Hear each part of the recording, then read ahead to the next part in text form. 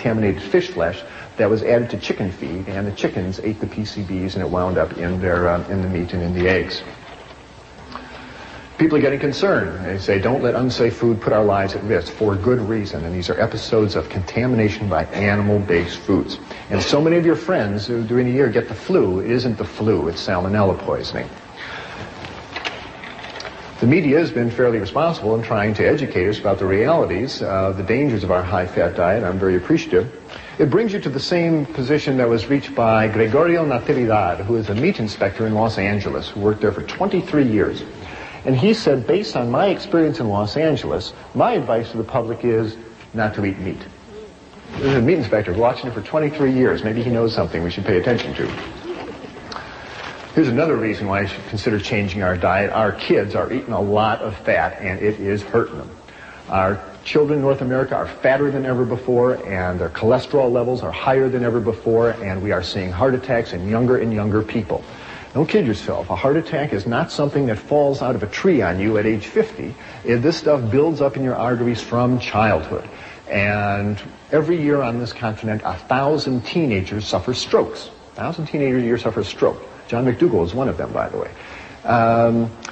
We are seeing fat-related disasters haunt our children.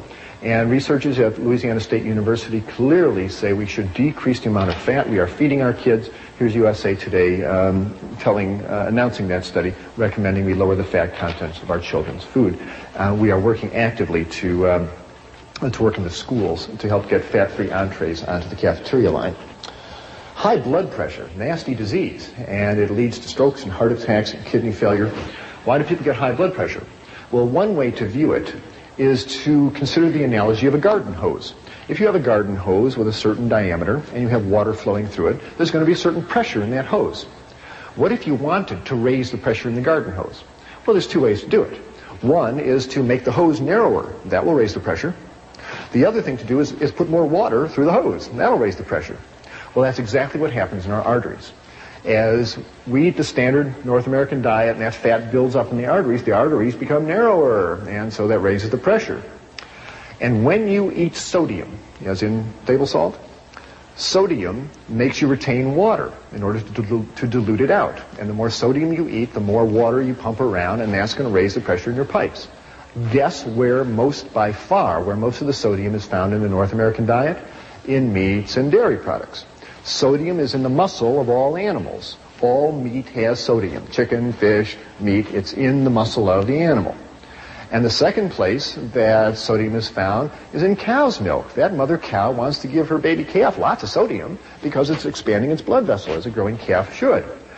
And by far, meats and dairy products have more sodium than any other substance in our diet. And if you really want to decrease your sodium content, decrease the meats and dairy products. And I tell you, people, if you are being treated for high blood pressure and you are still eating cheese and eating chicken, you are kidding yourself. And no wonder the doctor is going to raise your amount of diuretics and Aldomet and all those other medications. If you really want to open up your arteries and decrease your sodium content, stop eating all that cheese and milk and animal products, and you'll find your high blood pressure takes care of itself. I don't want to be too simplistic about it. There are other severe causes of high blood pressure. It's a complicated disease. It's not the only cause of it. There are kidney reasons. There are other reasons, and you should work with your physician. Now, tell them you're changing your diet, and you don't stop those medications by yourself. You work with them. But if you stay in communication with a physician, it is possible, changing your diet, to taper down those medications. And I've found numerous times the doctor better taper down those medications because as people change their diet, reduce the fat and salt, the potent medications we have them on become too strong, and people start passing out when they stand up. It's important that the doctor tapers down the medication. So tell him or her that you're reducing your sodium content and work with them. You'll often be able to get off your medications or at least substantially reduce them. Premenstrual syndrome, PMS. Whoever thought that had anything to do with diet? Certainly does. When a woman eats animal fats, again, that substance prostaglandin 2 is released in her body, and prostaglandin 2 makes the uterus constrict, it makes her retain fluid, it makes her get irritable. Premenstrual syndrome. I can't tell you how many women in my practice, when they've eliminated the meats and dairy products for other reasons, for blood pressure reasons or obesity reasons, a few months later they're walking out of the office and say, you know something, by the way, my PMS went away. My last 3 periods haven't bothered me at all. Isn't that amazing, doctor? No, it's not amazing. The lady stopped running fat through her bloodstream and changed her prostaglandin balance, and her body's a lot happier. These conditions that I'm telling you improve with a vegetarian diet. I'm not trying to say it's a panacea. I think the opposite situation exists. Why do we have all these diseases? I think it's analogous to pulling into a gasoline station with your car, and instead of pulling up to the gas tank and putting a gas pump and putting gasoline in your car, you pull up to the diesel pump and you put diesel fuel in your tank, which is kerosene. Now, kerosene is too oily. And what happens? You drive away and there's black smoke coming out the tailpipe, and there's crud building up on the spark plugs, and the engine runs rough and it stops.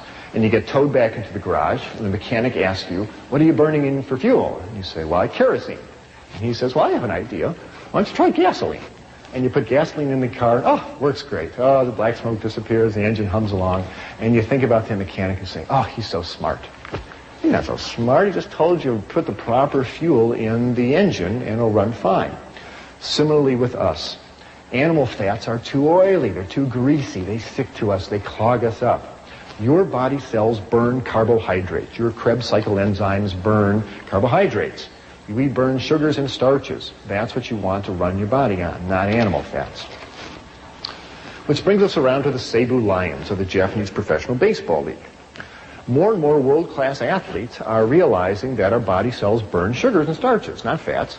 And if you are an athlete about to run a marathon or play tennis or basketball, it is just irrational to sit down to a big T-bone steak and load up on fat and protein. That's exactly what you don't want. You want carbohydrates. And training tables around the world are springing up with fruits and pastas before a match, and that's really what athletes should be eating. Seibu Lions finished in last place in their league in 1981. Their coach put them on a vegetarian diet. The next year they came up, beat everybody in the league, and took the league championship 2 years in a row. There are now vegetarian weightlifters, and Andres Cowling, Mr. Universe down in California, is a vegetarian. James Donaldson, the big 7'3" and center of the Dallas Mavericks, is a vegetarian. There's marathon runners that are vegetarians, cyclists, tennis players. You don't have to eat a bull to be as strong as one, that's for sure. We need a higher viewing of nutrition altogether. The one that we've been given simply isn't working very well. We need a higher viewing. What is the higher viewing? Well, let's talk about the one that isn't working very well. If you learn nutrition like I did, you learned it off this silly poster that hangs in grammar school walls all over this country. And it essentially says that food comes in 4 groups and 4 groups only. It comes in the milk group, in the meat group, in the fruit and vegetable group, and the grain group. And you better have some of every group every day, or you risk becoming sick, malnourished, or dead.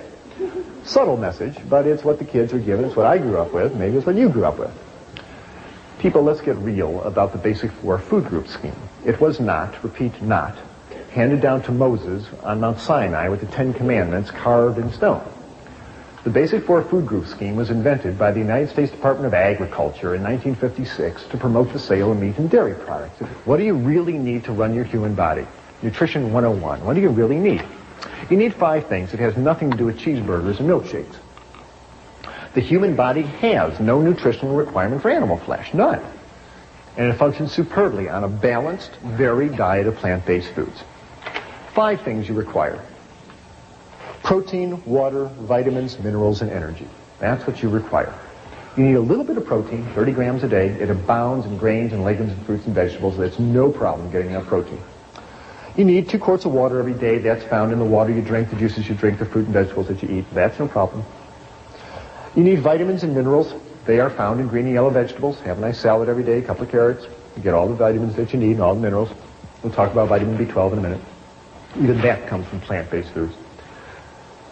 And you need energy to fire your muscles and make your nerves work. But energy is found in the sugars and starches that are found in fruits and vegetables and starches, and oils that are found in whole grains and avocados and vegetable oils. There's plenty of energy available. That's all you need. Protein, water, vitamins, minerals, and energy, and a little bit of fiber to keep the intestines working normally, but that's an automatic if you're eating whole grains and fruits and vegetables. That's all you need to run your human body, and all of these are found in plant-based foods. You never have to eat an animal if you don't want to. Well, where are you going to get your protein? Perennial question posed to vegetarians. The same place that